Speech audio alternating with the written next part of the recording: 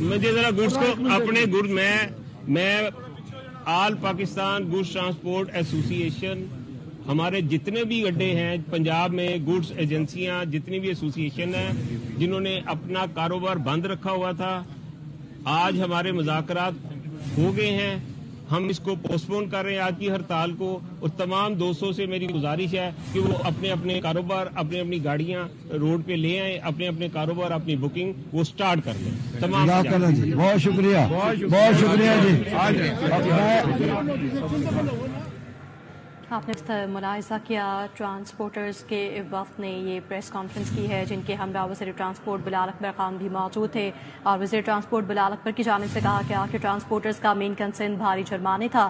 کچھ ہفتوں میں کمیٹی بن جائے گی جو آئندہ کا لائحہ عمل طے کریں گے اور تمام مسائل کو حل کیا جائے گا. اس آرڈیننس کو صرف گڈس ٹرانسپورٹرز کے لیے روکا گیا ہے، جبکہ باقی لوگوں پر یہ قانون تاحال نافذ العمل ہے. لوگ سمجھ رہے ہیں کہ یہ کالا قانون ہے، مگر ایسا بالکل نہیں ہے.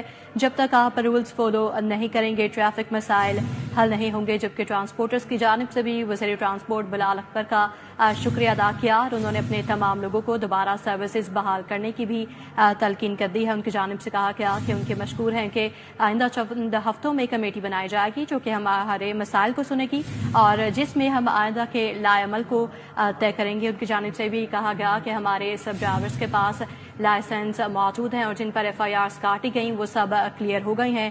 آپ براہ راست اب یہ ملاحظہ کر رہے تھے وزیر ٹرانسپورٹ بلال اکبر خان دیگر ٹرانسپورٹرز وفد کے ہمراہ نیوز کانفرنس کر رہے تھے.